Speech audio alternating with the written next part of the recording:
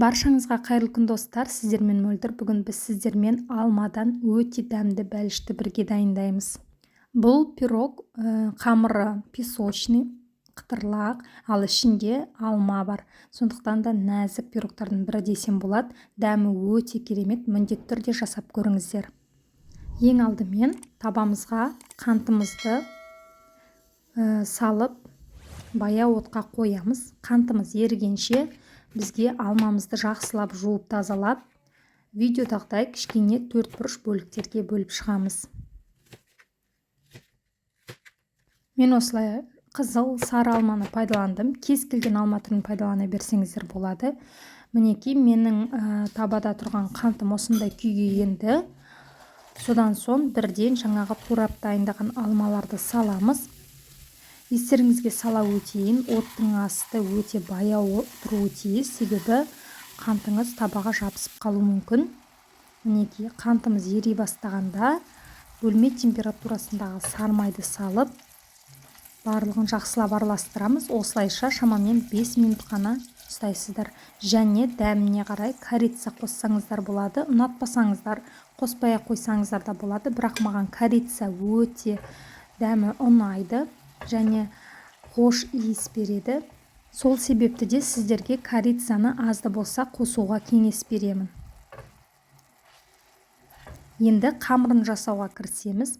Қамырына бізге ұнды алдын ала електен өткізіп өлшеп алдық және соның үстіне қантымызды саламыз.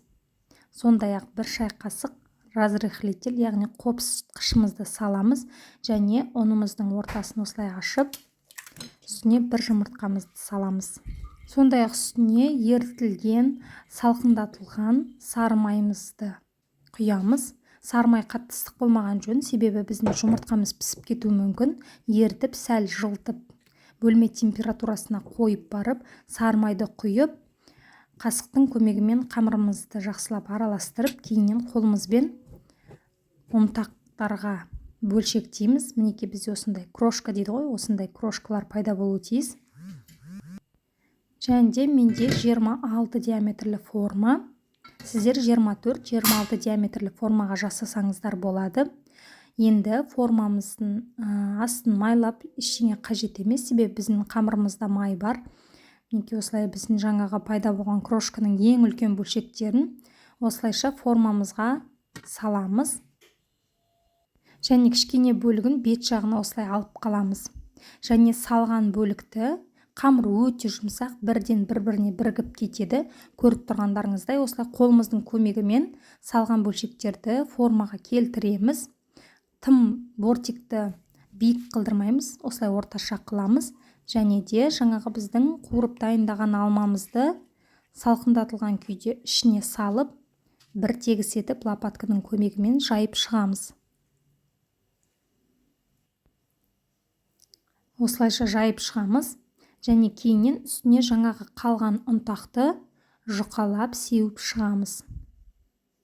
Осы кезде пештеріңізді 180 градусқа алдын ала 10 минут бұрын қыздырып қойсаңыздар болады.